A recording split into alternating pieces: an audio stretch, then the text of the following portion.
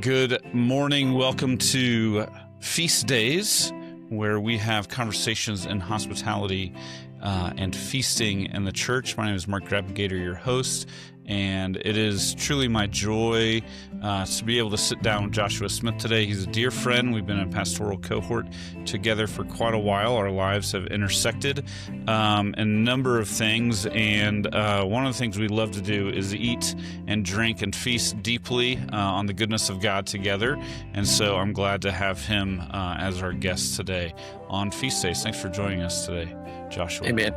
Glad to be here. Oh, great. You are a pastor.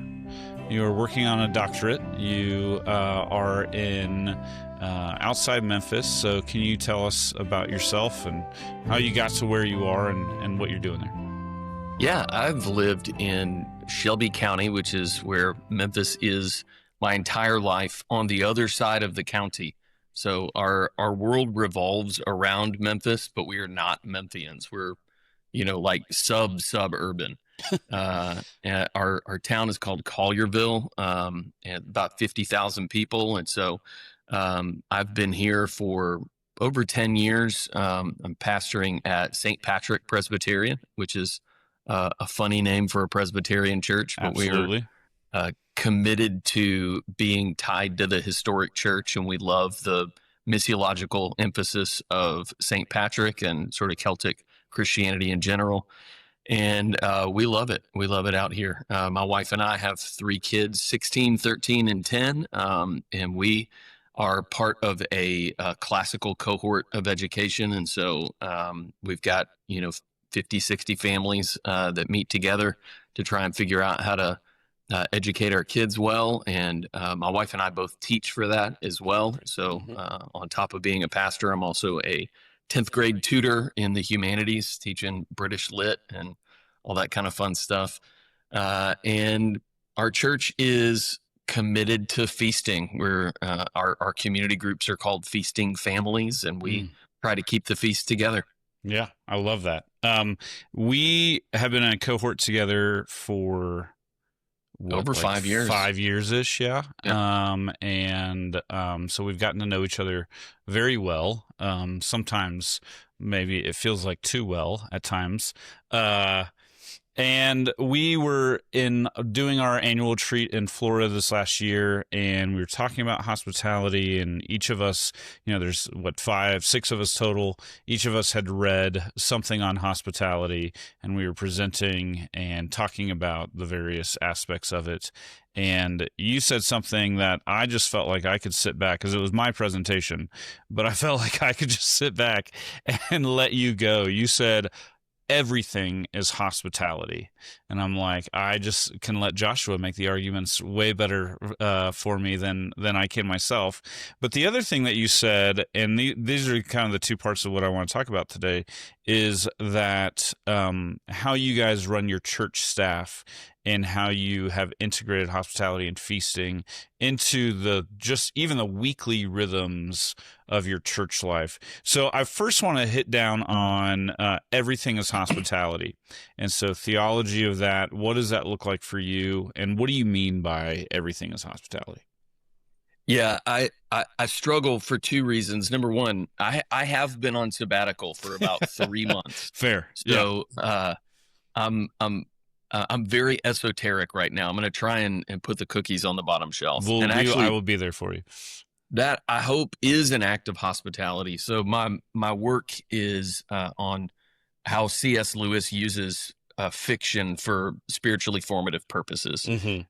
And he talks about the act as hospitality, much like Eugene Peterson would talk about stories as acts of hospitality. Yeah. So the idea is that you have something internal to you that you want to impart to someone else, and there are significant barriers to that. And so you've got to be able to sort of clear the path. He talks about the idea of writing as you're almost like shepherding sheep down a path, and any gate you leave open, they will go down. Yeah. And so you got to be very sure that the path that you've laid out for them is very clear. And that is a way of having a relationship with someone where you have something that they need and you want to impart it to them. Uh, and really, that's essential to human relationships. If we want to be with one another, we're constantly removing barriers to intimacy. And there's a lot of ways that you can structure not just a feast, but your entire life in such a way that it clears the path for people to be able to meet with you. So when we talk about things like spirituality or theology, we're primarily talking about the place where heaven touches earth. And whenever two places touch, there's kind of a third place, a liminal space where you inhabit, dwell together. And so hospitality then becomes the order of the day whenever we're talking about those things. I feel like a lot of folks don't, probably because of just where we are in the world, they shy away from words like condescension. But condescension classically in theology is an act of kindness from God to us. He lisps toward us. And so we're trying to do that in everything that we do. We build systems that accomplish that look at the dynamics of what does it mean for someone to be entering a space that would otherwise be foreign to them, and to offer them hospitality, because there's, you and I have talked before about the foundations of the word hosting, that in Latin, hostis can mean enemy, right? Because it just means other. And so in a Latin mind, the other is the enemy. But in a Christian mind, the other is the potential friend, right? The person that you're trying to bring in. And so when we're giving people the idea of hosting and what does it mean to be a hospitable person, we're giving them categories, biblical categories, for what that looks like, what the dynamics are. And it's a skill that we build. And if you can grab a hold of the paradigm, you start to see that it relates everywhere, and that God specially gave us the table as a model for that thing. And if we can explore what it looks like to be hospitable at a table, and then imagine what that looks like in other contexts in our life. And that's not just a helpful metaphor. It's actually a core metaphor of Scripture. Can you give me, you said that there's some biblical categories for hospitality. So do you have some of those? Can you give those to us? Yeah, I think of it sort of as like a Venn diagram with 3 circles. Our classic diagram that we use. Yeah, that's really helpful to me. And so the 3 categories that I really try and emphasize with people are luxury, liturgy, and love. So luxury simply means something that you can live without, but gives life meaning. So it doesn't have to be really extravagant. It can just be 2 bite brownies, or some Andes mints, just something that is above and beyond. And you're sharing that with somebody. And so when we're doing feasting, a lot of times we're setting aside a time of the year where we wouldn't normally live a certain way. But we come together and we kind of, we almost like reserve some of these rituals for these seasons. So I'm probably, mostly because I don't really love turkey, but I'm going to reserve turkey for one time of year. I actually do really love lamb, but I try and reserve it for springtime, and have these kinds of things so that people have something to look forward to. So we've got different elements, different luxuries that are set apart. They're made holy for a certain season, and that communicates something. Primarily, it communicates to our senses. It's just we're delighting in something that's special. But we can piggyback on those things and actually give them some real meaning if we'll attend to some of the other forms. So not just luxury, but also a liturgy. All of these things communicate something to us. The Jewish festivals are snapped to a grid that is not just seasonal, although it is, but recognizing that those seasons inherently communicate something. And so, you'll have a Paschal sacrifice in the springtime, starting a new year, starting a new relationship, allowing for fruitfulness and growth to begin, planting seeds, right? So that's a way that the Bible connects those things. That if you look in Leviticus, I'm pretty sure it's 23. There's the list of feasts, and he connects not only the special things that we do to the season, but also to eternity. These have eschatological realities to them, but also to the past. This is what I've done for you, and I want this to be a memorial. So he's taking past, present, and future, and he's packing it all into this one thing. And the thing he decides to pack it into is a feast. Yeah. So we're going to do this together. We're going to luxuriate in special meals, but we're going to talk about why those things matter. And then the third piece is love, like that we're actually, this is kind of properly where hospitality goes. But there's more than just a sense of welcoming people, but also of developing affection for them, with them, among them. And when you put all these things together, you get like a real, true biblical feast, which is something you can do, on a Tuesday night with friends. It's also something that you can do if you recognize food as a metaphor. It's something you can do in conversation. Jesus tells Peter to feed his lambs, and he's talking about with words. And so there's a parallel there. The trouble comes in when we only attend to one or two of these things, right? You get people who are, they're really just only about the luxury, and they're Epicureans, right? They're just they're not interested necessarily in who else is benefiting from that. They don't really care about how it connects to the larger human experience. It's just this moment right now, enjoying it, feasting, and what they would call feasting, what we might call partying or something. You can do the same thing with luxury or with liturgy. You get these guys who are just they're really into the meaning of things, but they're totally removed from relationship and from embodied experiences. And then the all you need is love crowd. That experiment that failed in the 60s, and we just keep trying it over and over again. We come back to it. But you can also combine two of these things and miss a third thing, and it's actually tragic. It's the kind of thing that brings rebuke in Scripture. So if you take those categories and then lay them on to like the book of 1 Corinthians, what you get is people who were doing a really good job with the liturgy and a really good job with the luxury, but they had neglected the love. Right. And he was like, your feast is no feast at all, because you don't have all three of these elements together. And then obviously you've got people, who are really into the liturgy and the love aspect, but they're totally disembodied, excarnated experiences. They don't really care about the elements, about whether they're pleasing to the senses, and they're missing something scriptural there. That we're to be delighting in and doing special things that acknowledge our life in the body, because that is that's an affirmation of the incarnation, which is something we are built around. So when I'm having conversations with people about how they're hosting and what that looks like, these are categories that I'll use, and we can kind of almost diagnose when people are saying, hey, it's not really clicking for us, it's not really going very well. Well, hey, you guys are just you're eating good food and enjoying one another all the time, and that's great. But you're starting to forget what the purpose is. You're not being called into something higher through the liturgy that says this is that. Yeah. Do you have a liturgy that I assume this is in like small group context kind of that you're talking about. Do you have a liturgy that you give to your people, or do you let them determine what the luxury, liturgy, and love look like? I have a template.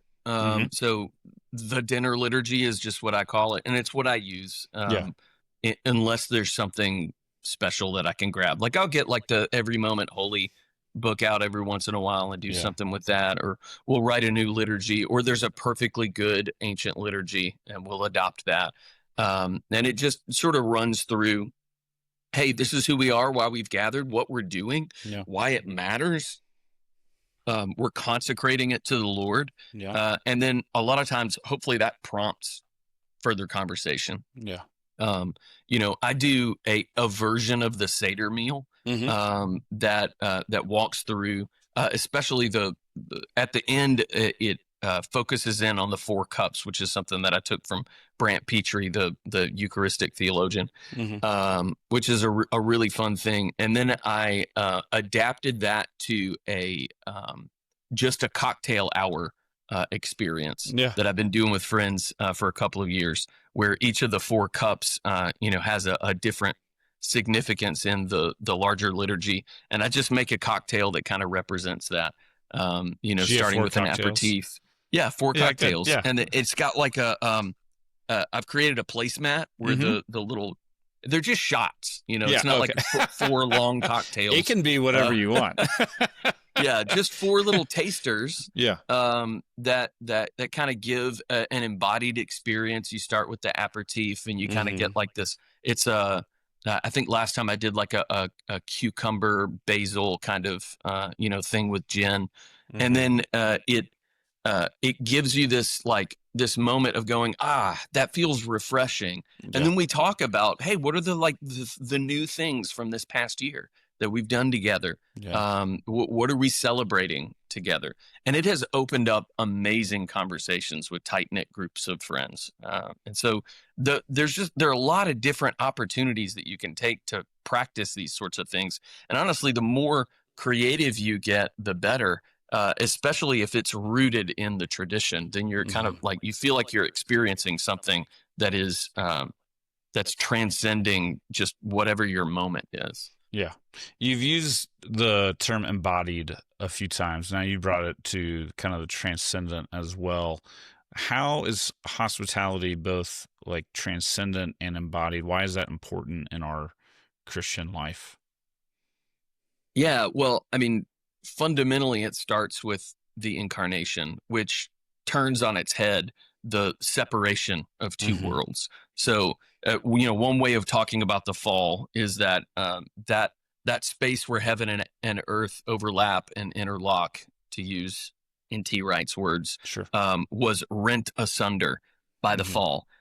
So that heaven is up there, and that's the transcendent, unchanging world. And then earth is here where we reside, which is constantly changing, and we're almost stuck here. But there's a smaller overlap that is not broken in humans, where we're both bodies and spirits. And so we know, as we're living on earth, that it's insufficient, that life under the sun is meaningless. And so there's got to be some kind of connection that happens there. We're only fully human when we're both physical and spiritual beings, and that those sort of two essences are living in unity, in peace with one another. So acts of hospitality actually start within ourselves, that we're recognizing that like this body is host to a spirit. And so how do we coexist together? And what's the proper relationship of those two things? And I mean, you don't even have to be a Christian to have that conversation. That's a very wide thing. Plato was huge on that idea. He actually talked about us having a tripartite soul. So you've got, mind, and then chest, which is like, the seat of virtue, and then the gut, and the place of appetites. And you've got to order those things correctly. Otherwise, your life is all out of whack. It's like an unjust kingdom when those things are out of order. And so once you kind of get the sense of that and then extend that to your relationships, you start to realize, oh, this thing is like really complicated. I need some wisdom to be able to piece these things together. And it's in the incarnation of Christ that we start to see that we're not going to be able to organize our society here to ascend. That's like Babel. But Christ has descended, and because the Word descended and became Jesus and is the Christ, now we sort of look to him and go, okay, how is this thing supposed to work? And he says, well, we've got this table. Let's talk about this. If I'm going to sum up reality, let's start with the table. And this is where C.S. Lewis is really helpful to me, because he talks about different kinds of metaphors So you've got a magisterial metaphor and a pupillary metaphor. Okay. And so when we were in our conversation in Florida, I think where the confusion was we were talking about two different kinds of metaphors. Um, uh, it was suggested that the table is a pupillary metaphor, right? It's Yeah. kind of if you're casting about to make a connection for someone else, and you're like, it's like this, right? That's kind of arbitrary. It's like this, but it could also be like that in the same way. Right. So the Yep. table is one metaphor, and maybe I don't know, sports could be another metaphor if we had picked up on that. It could be anything. And that's really what a pupillary metaphor is. It's just a person trying to reach understanding of something they don't currently understand. And so they're comparing it to something they do understand to see if they can kind of, triangulate some meaning. Right. And that's what we do in conversation, right? Just 5 seconds ago when I was like looking for sports, Yeah. can that work? And so then I pull it in and I kind of compare the things and I see if I can make it work. Well, magisterial metaphor is completely different. A magisterial metaphor is when a person who has complete understanding of the thing is imparting it to another person. And so they choose something very intentionally that participates in the larger realities of the thing. Lewis was a medieval and Renaissance scholar, and he was obsessed with Dante Alighieri, the guy that wrote the Divine Comedy. And he talks about different kinds of similes. This is like that. And he's got a whole like taxonomy of those things. And at the very top of them is what he calls a Dante-esque simile, because he doesn't know anybody else who does it as well as Dante. And the defining quality of a Dante-esque simile is that it's actually incarnational, that it transcends, or one of the words that he uses all the time is it transposes. So it takes the higher thing and then it lowers it to the bottom, to sort of the common denominators that everybody can hang on to, and then basically says, I want you to hold on to this, and then I'm going to draw you up into something even higher. And he especially does this in the Paradiso when he's trying to describe heaven, because we haven't been to heaven. But there are heavenly things that are operating in the earthly world. And it's the kinds of things like seeds and fruit, right? It's the things that Jesus picks up on in his ministry when he gives his parables. And he says, look, the kingdom is like this. It's like that. Those aren't pupillary metaphors. They're magisterial metaphors. He's the word by which everything was created. So when he's choosing those things, he's choosing them very intentionally as a magister, a teacher, a master. Yeah. And so when he uses those things, we need to pay special attention to them. And that's what I was suggesting that the table is in the Christian life. It's not a good analogy. It's the master's parable. Like It's the thing he's saying, I want you to look at this. I created you hungry, and the very first thing I talked to you about was eating. And at the whole end of the story, we're seated at a table and we're feasting together. And everywhere in between is just all about our appetites and what are the right places for us to go, the wrong places for us to go, the right people to welcome, the wrong people to welcome, how to impart to them, how not to impart to them. Lewis actually says that well-chosen metaphors and similes are hospitality. Yeah. That's what we're trying to do, which is why so many people get really excited about C.S. Lewis, and they read some of the what we would call popular stuff, and then they're like, I want to expand my reach. They go into his scholarly work, and they're like, this is a nightmare. I can't.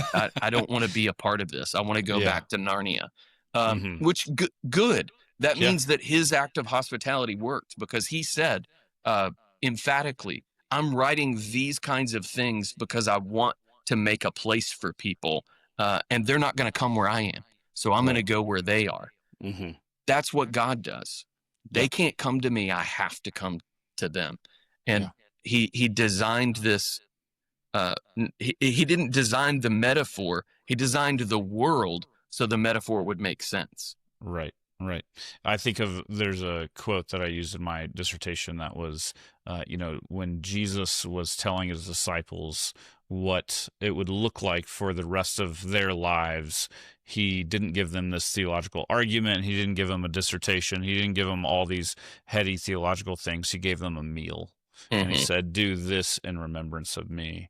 And it reshapes, I think just when I stumbled upon that, it completely reshaped how I even understood hospitality and what we were doing and what our ministry looked like in that. And I think that's, we aren't doing that right Mm-hmm. now. I think broadly in the church, broadly in culture, either to sit down at a table and to either feast or just spend time with one another, eating and drinking, whether it has a luxury liturgy or love. But even that love gets lost so much in what we feel like we're supposed to be doing as Christians, I feel like.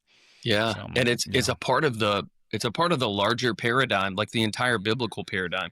Well, Mm-hmm. we tell people that God gave Israel not just a code and a catechism, but also a calendar, Yeah.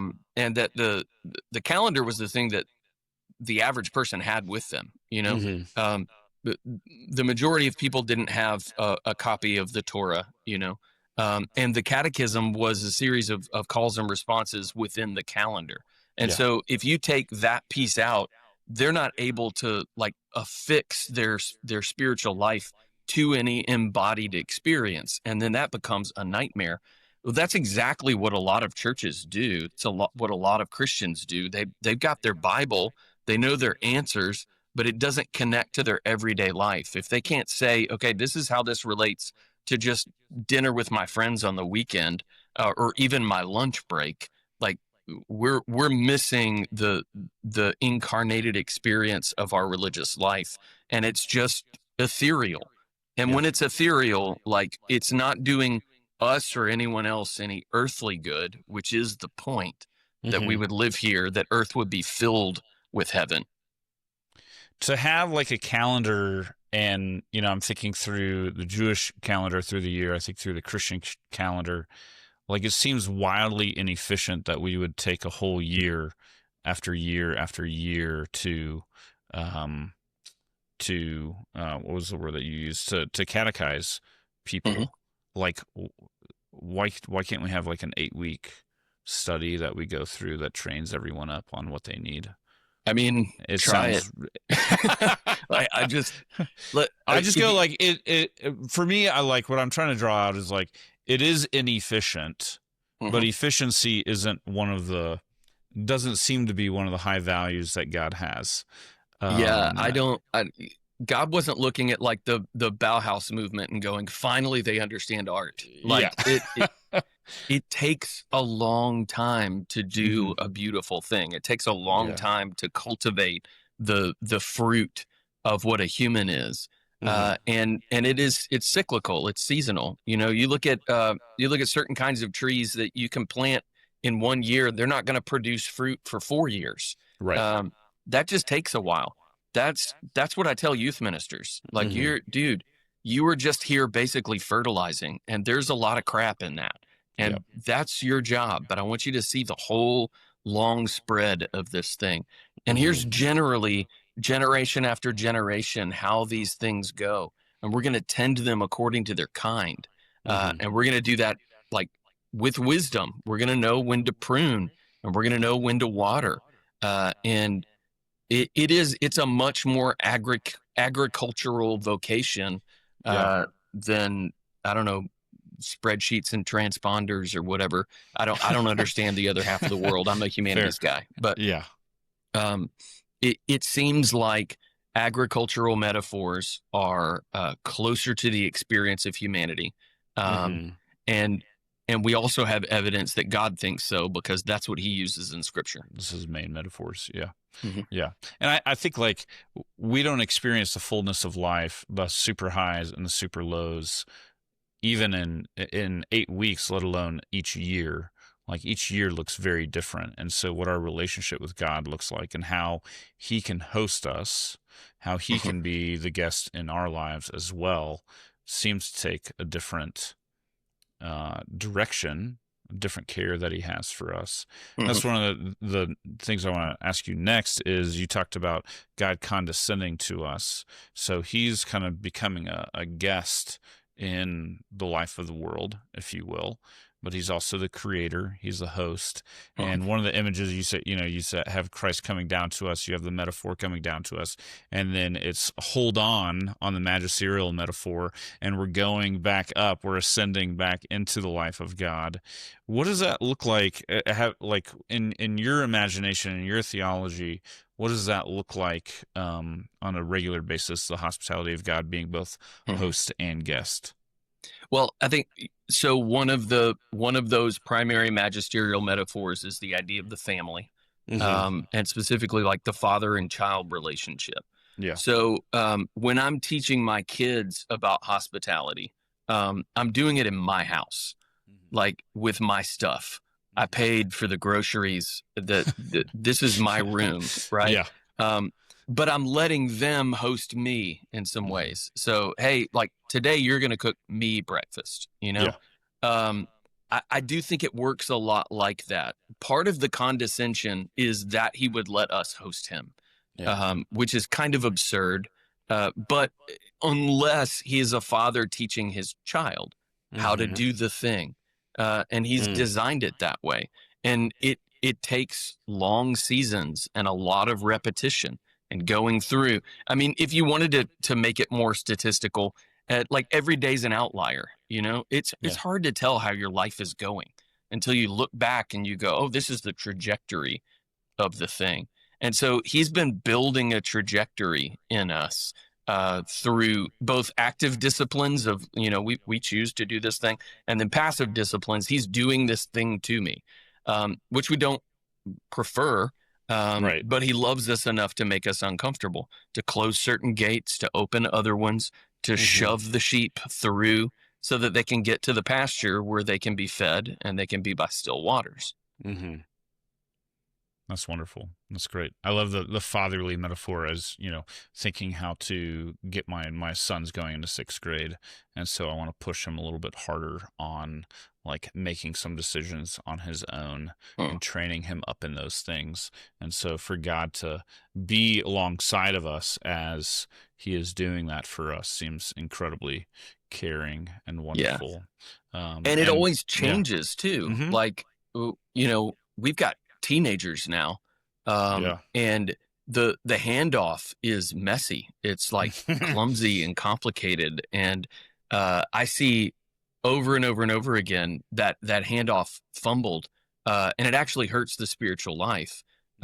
So to be able to, as parents, to shift our approach, and then recognize that God's also doing that with me. And so what my spiritual life looked like 10, 20 years ago is not what it looks like now. And it's harder, and I get mad at him about it. It's difficult. I'm in some ways in my teen years of my spiritual life, and I feel it. And I'm sure he feels it even more by analogy. Yeah. What I love about this conversation is I wanted to keep the theology and the praxis separate. But what I love about our conversation is that it's not. You've drifted into the life of the church, the life of your family very quickly and easily. So I do want to shift now, and I know there's still that overlap of what does this look like? You've talked about community groups a little bit, but in the life of the church, St. Patrick's, you said that connects you to the historical church, but I think is there more to the name St. Patrick than just a connection to the historical church for you guys? Yeah, for sure. I mean, I've written so many documents on this. It's so, St. Patrick is known as the first cross-cultural missionary. Because of the expanse of the Roman Empire, you didn't really encounter people, even if they were of a different people.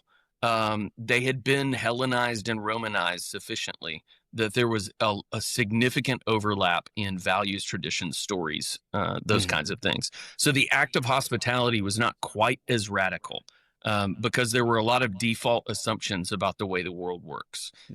When you get to Patrick in Ireland, something very different happens. You've got a British Roman lad who is kidnapped by pirates and taken up to be a shepherd in Ireland among the pagans.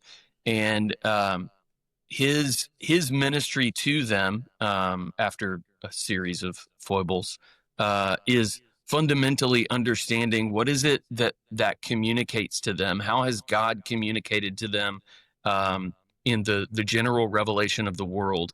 And what about that do I affirm? And what about that do I push up against? And he was, I mean, surgical about those things to the point that he, conquered an island with just a cross and a chalice. There's no bloodshed. And then that spreads all across the world back through, the monastic movements of the Middle Ages. And it's a paradigm of doing ministry with people that you recognize really are kind of wholly other. I think that's it really is an act of humility first, because we do assume a lot of connections and similarities with people that we interact with that aren't necessarily there. And so when you're doing cross-cultural ministry, the humility is built in through humiliation. I don't speak this language and I don't know what you're trying to say to me. And so you listen, you're very careful to understand. And if you can bring that into your everyday conversations with somebody who maybe, lives in the same part of town as you and has the same vocation as you.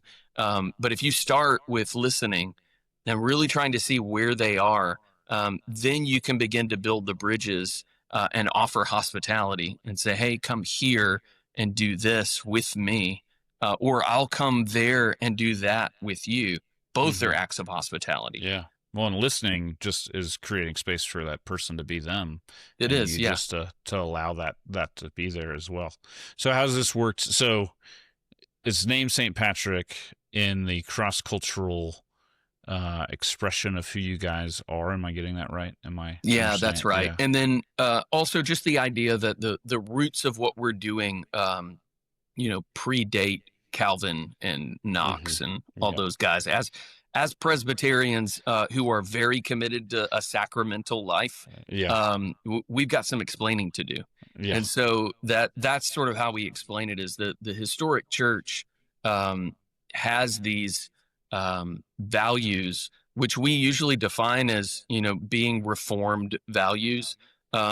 But they're reformed, like they went back to something. What is it that the reformers were going back to? It was this historic Christianity. And so, we're really big on creeds and images, maybe not in like the Eastern iconographic sense, but but certainly that this is a world of images and they're designed to communicate something, and we should pay attention. And so feasting is a big part of that. And theologically, we'll parse things in very Presbyterian ways, but the stuff that we're, expositing is old stuff. And the life that we're living together is an ancient way of life. It's the ancient path. Yeah. And so we're exploring that together, and we build our calendar to do that, but also to contextualize. So one of the big values that we have is what we call the 7 feasts. They're not quite snapped to a grid like the Hebrews had, and they're mixed. So obviously we're going to do Christmas and we're going to do Easter, and we've got big liturgies for that. We do Tenebrae, we do Maundy Thursday, we do Easter Vigil. We've got our Sunday. The Holy Week is a big deal for us, and it's very classically Christian. But we also look at where we are and who our people are, and we recognize that the Hebrew calendar may have begun with the Paschal season, or even you could say a reboot with Rosh Hashanah. But for suburban Southern Christians, it's football season, and it's when school starts back, and those two things connect with each other. Like that is a season of renewal and rebirth and second chances, and our team could make it all the way this year, and I'm going to invest everything I can in my kids, and we're doing a fresh start, and this year will be different. If your everyday life rhythms are already on that trajectory, well, I mean, just like hijack that thing. Like let's talk about it. Mm-hmm. And so we do a massive back to school feast. And there's not a back to school feast in Scripture, um, but there are these principles that we can apply and say, let's consecrate this thing, let's hallow Yeah. it. Yeah. It already belongs to God, and our people are in habits of thinking about things as sacred and secular. This is a holy holiday, and this is like a civil holiday. Well, no, they're all God's Yeah. holidays. So let's hallow all of them, and let's talk about how do they um, point us to higher, more abundant life. Mm-hmm. And that's an act of hospitality too. I'm going to meet you where you Absolutely. are in this Yep. big season, and then I'm going to point you upward and say, hey, there's a higher version of this. Let's transpose these realities and Mm-hmm. see that you're actually like, this isn't a distraction from your spiritual life. Your life is your spiritual life. So Right. Right. let's consecrate it. Do you see those things raising up to, like, I tend to think that the Eucharist assigns value to the other meals that we have throughout the week, whoever we're Mhm. eating with, whatever we're eating, and so it sacramentalizes them and brings them in. Is this a way for that to take place in people's lives? Oh, absolutely, it is. Yeah, Yeah. the language we use, which is not ours, is the table on Sunday is the gathered table, and Mm-hmm. all your other tables are scattered tables. Yeah. So you've got scattered tables everywhere, and some of them are boardroom tables. Yeah. Like there's a variety of different places where people are coming together, and Yeah. so the Eucharist forms us for those things. We learn what we should be looking for when we come to a table with Yeah. people.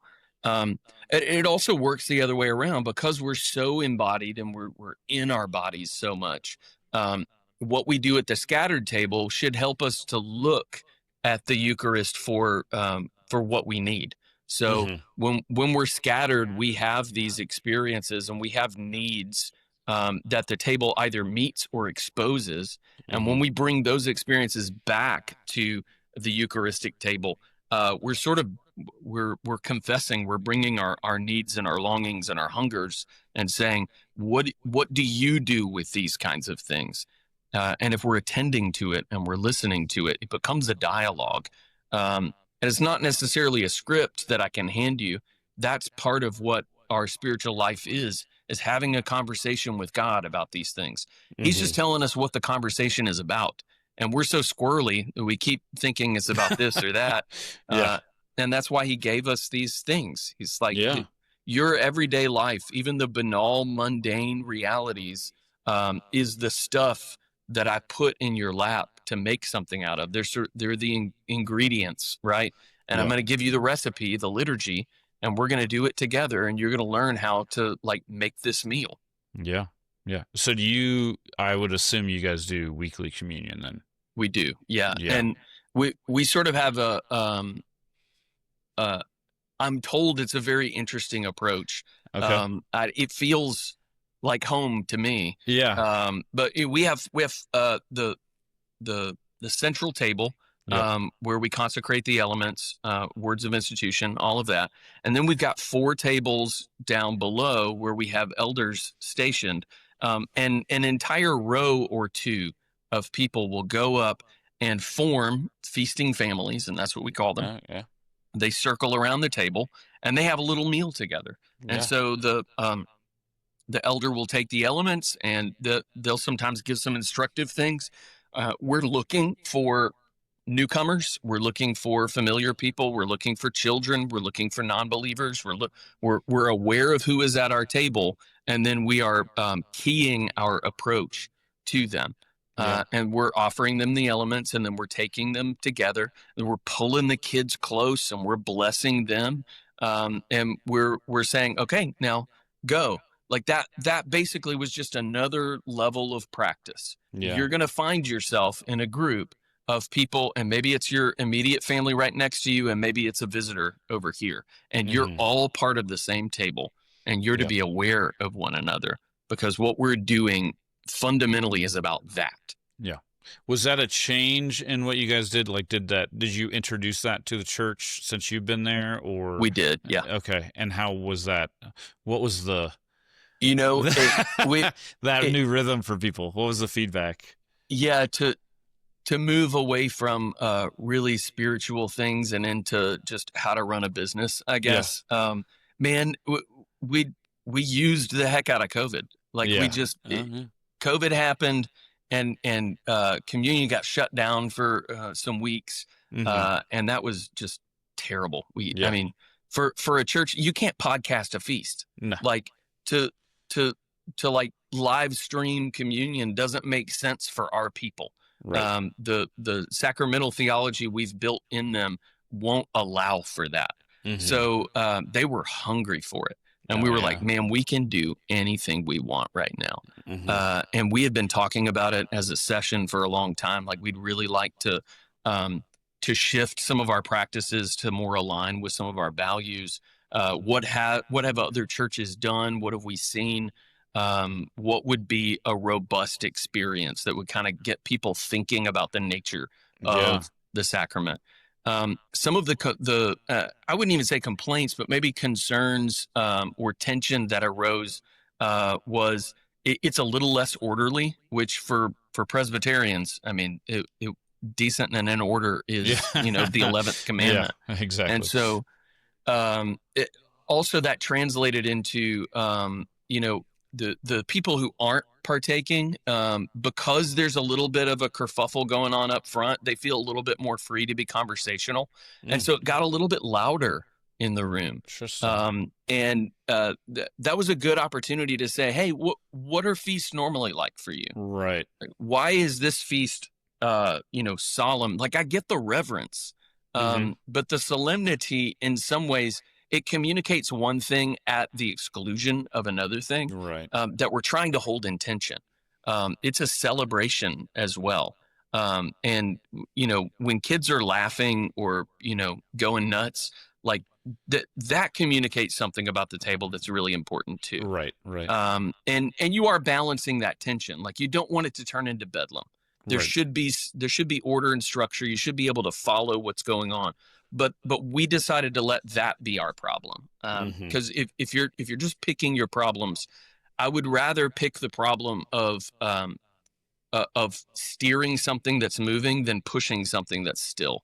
Yeah. And so that's what we're doing right now. We created sort of a robustness of experience, and we are trying really hard to shepherd that thing.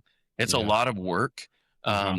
There are plenty of times, on sabbatical this summer, I've visited I want my kids to be as ecumenical as possible. And so we just Yep. visited tons and tons of different kinds of churches. And there are some churches where I'm like, I know why they did it this way. This is by far the most efficient way to do it. Right. And it left me cold. It was Mm. just, there wasn't life in it. It's a house without children. It's Yep. just, it's clean, but it's just kind of sterile. Yeah. It sounds like it's a way, the pushback I usually hear about weekly communion, and the common one is, it makes it ritualized. It kind of makes it dead. What's the word? It loses its Nobody specialness. says But that about making love yeah, to their wife. that is my argument as well. I don't understand it. Like that I sounds don't like a either. personal Yeah. problem, bro. Yeah. But this seems like a way where it still gets around that, because I would guess, like, the groups of people change as they go up to the table, the liveliness of the room. And so it never feels like this solemn ritual religious act. Is Yeah. that, yeah. I mean, part of the fundamental nature of spiritual life is that it's ritualized, that Yeah. it's something you do over and over and over again. And it's almost like it's like the J curve sort of thing. Like, Mm-hmm. yeah, you do something meaningful a lot and you do kind of get into the rote Yeah. realities of it. But then you come back on the other side of it and you've got this wealth of experience that you can sort of compare, and you've got a trajectory, and then you actually know what you're talking about, and then Right. the hunger is inside you, and you're like, Mm-hmm. okay, now I've got the form of this thing, I'm Right. hungry for the content. But Right. if you're just like, well, I want the content so bad, I'm not going to fool with the form. Then you've got a fire out of the fireplace. Like you've got water on your table instead of in the vase. The form is designed to hold the content, and we didn't design it. So I don't have to apologize for it. It's like, take it up with the Lord. He said, as often as you gather, that that's what we're doing. And I know you can interpret that in different ways, and God bless you. But this has really worked for us. Yeah.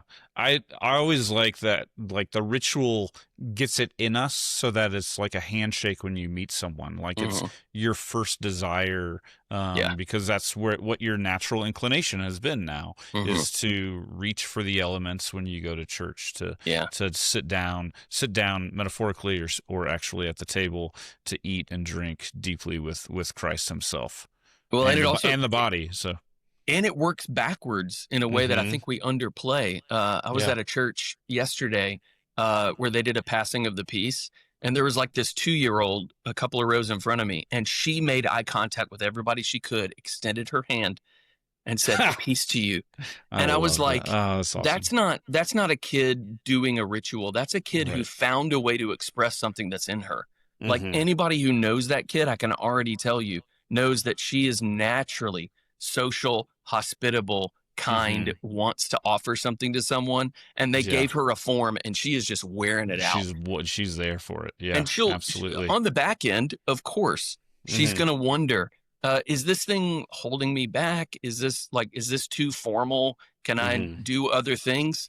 And that's where her spiritual life is beginning.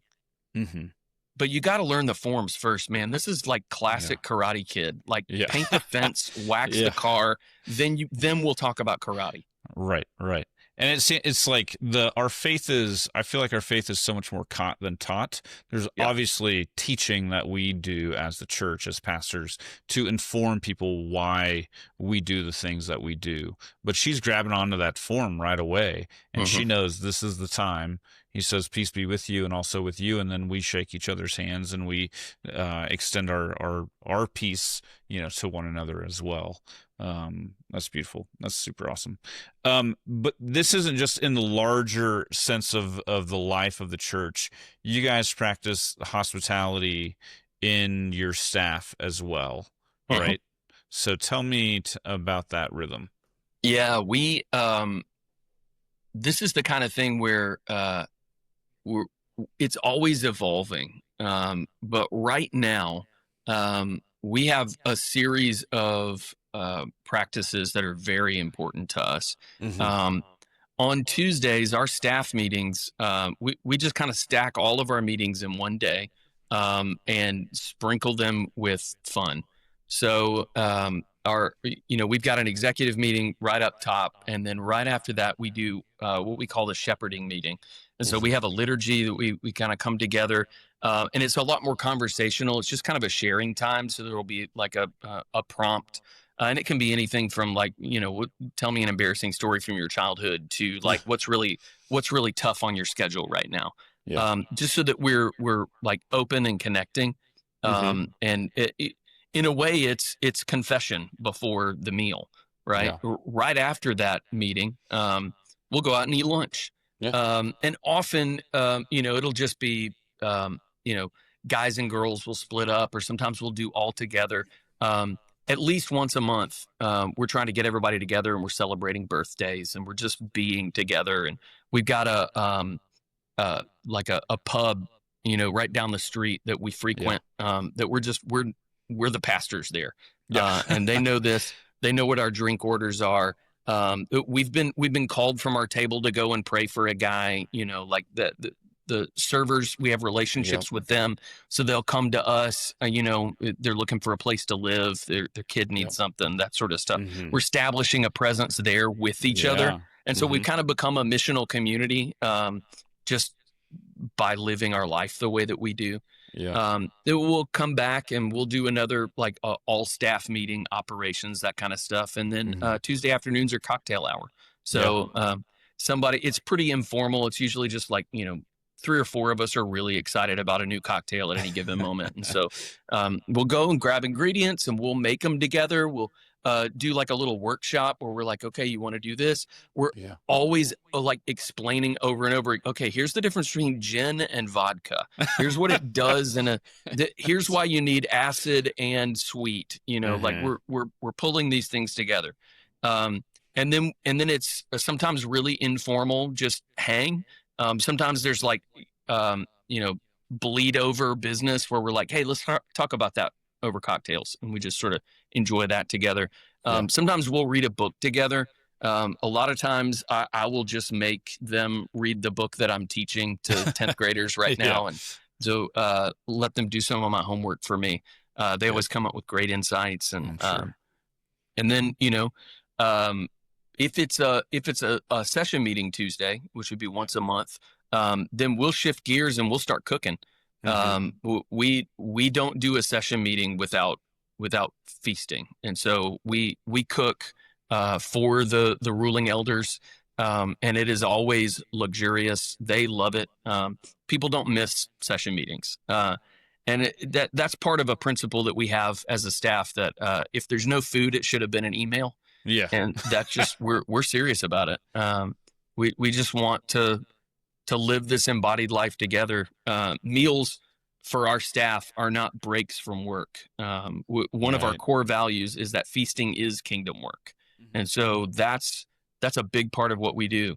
And we hand out shirts that say things like feast mode. Feast mode. I love it. And when somebody's in a feast mode shirt, like they're doing work right now. You leave them alone. Yeah. Yeah.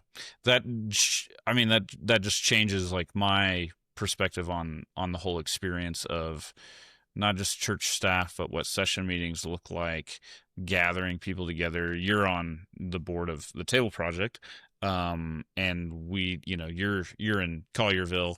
We have one guy here in the Denver area, and everybody else kind of scattered around. And it's like, to actually gather everyone together is so challenging in that context. But then to be able to do it in just the local church staff, it seemed like there's just a new value, I think, in the relationality of that. I'm trying to choose my words on this, but like it just reshapes what my own experience has been in session and church staffs. So yeah, I think some of this came out of I have spent a long time cultivating community groups. And I realized that it can be very easy for a church staff not to really have that experience because they're too busy facilitating it. And so we try and think of the session as the first community group of the church, and then that flows out into the staff. And so the staff has a community group that we are. And then several of us lead other groups. So it becomes a kind of a multi-generational family. And that keeps integrity in it, I think. That we're not just like executing a program. We're really just like living out our family values.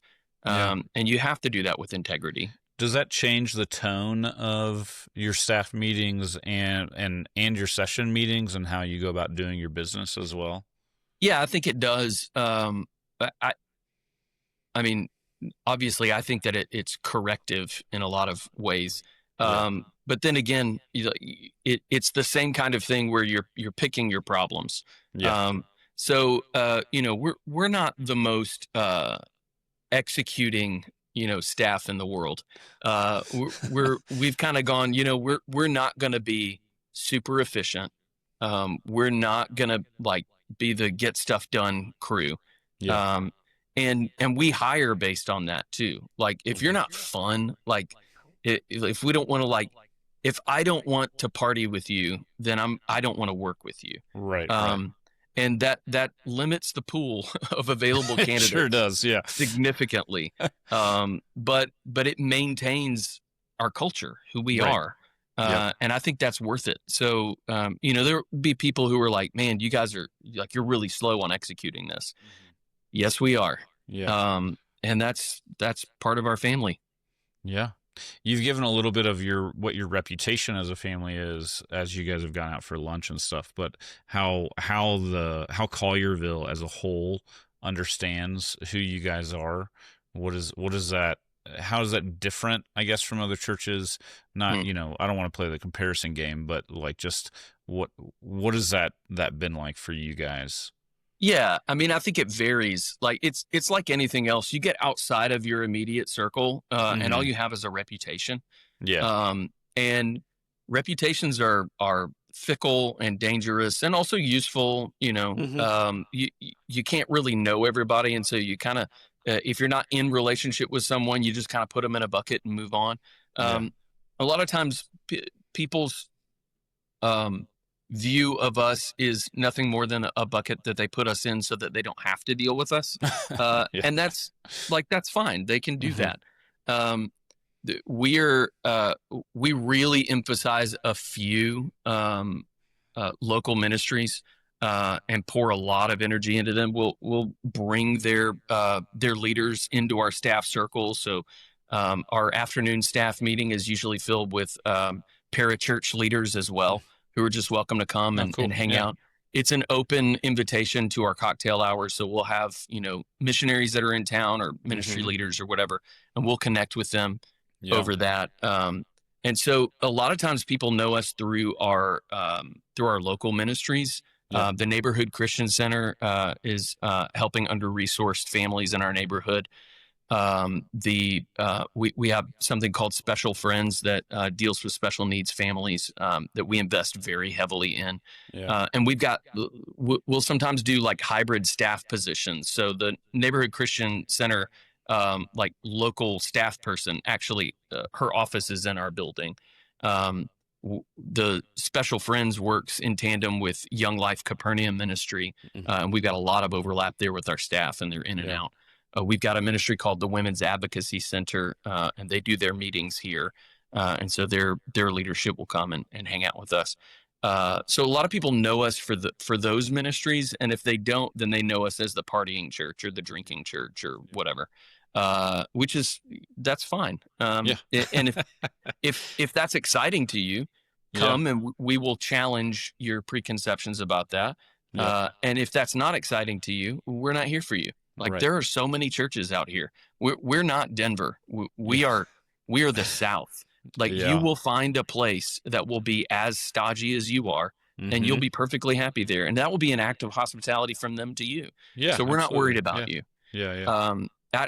I don't want to be cheeky about it, but like, Jesus had a reputation too. And Yes. he was misunderstood. And you've got to be okay with that, I think. Yeah. Like just recognizing this is who we are, and this is what we're doing before the face of God to be to have as much character as possible, Yeah. and just kind of leave the rest to him. Haters Yeah. gonna hate. How is this? Why is this, or how is this important in your own pastoral vocation? Oh, when you say this, what do you mean? Hospitality, the feasting, the rhythms Mm. of life that you have. Like for you as a pastor, right? It's a Mm. career, but it's a vocation. Yeah. And our identities are always wrapped up in it more than they probably should be. Mhm. But what is that? I don't want to lead the question too much, so why is it important in your own pastoral vocation? Yeah, I think I'm especially attuned to this I'm in the last week of my 3-month sabbatical. Mhm. So this has been a live question for me. Yeah. What's the difference between my job and my life? Right. And I've always really tried to strive to unify those things. And sometimes that can get overwhelming. It's like the classic guy who prays to God, why is my life so overwhelming? And he's like, because you're trying to do my job. Like, do your job. My Right. job should be overwhelming to you. Yeah. And so that's been really essential for me.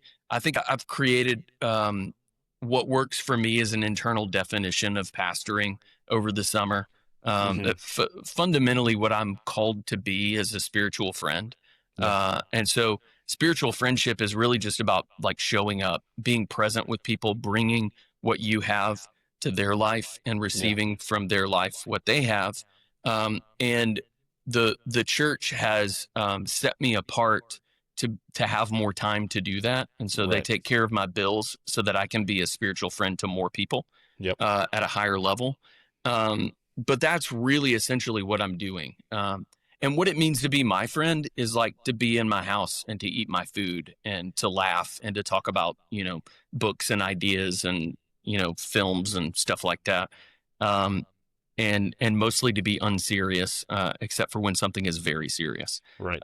To be there in the crisis moment. I was in Jamaica for a family wedding this summer, and was lining up 3 funerals while I was down there for the weekend when I got back. And I had lots of people asking me like, "Hey, like, is this like ruining your sabbatical? Is this like?"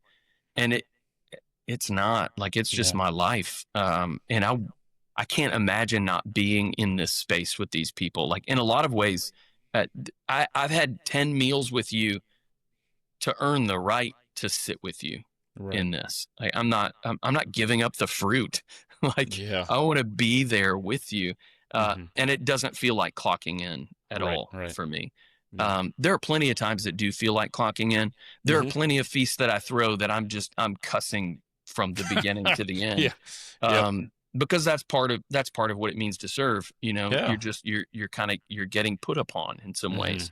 But it always gives me life. It's just about recognizing that even though I have a calling to an expanded level of spiritual friendship, I am not omnipresent. I am not omnipotent. The you're only human kind of language is really helpful for me. So knowing what my limitations are, and developing friendships where I can be honest about where I am, that I don't have to put on a smile with my apron. I can have a scowl with my apron. And people know me and love me enough to be able to go, all right, it's business time. He's trying to get this meat at the right temp at scale. And this is what it's going to be like right now. But as soon as everybody pushes back from the table, he's going to have some bawdy joke, and it's going to be scandalous and fun. Yeah. You get to bring your whole self to it. Yeah. And if I didn't, I wouldn't be able to do it. I've worked in other churches and other situations. I've done other jobs, and they were a job. This feels like a life. Yeah. That's incredibly beautiful. I am so grateful for your time today, but I'm equally, if not more, grateful for your friendship that you have hosted me to be able to be myself to you. That's one of the things that I know I can send you any meme of any caliber, and I know it's going to be received and probably reciprocated as well. So I'm grateful for your hospitality in my life and your friendship. So thank you so much for joining me today, Joshua. Thank you. Man, it is the mutuality that makes it a joy. It's wonderful. Thank you so much.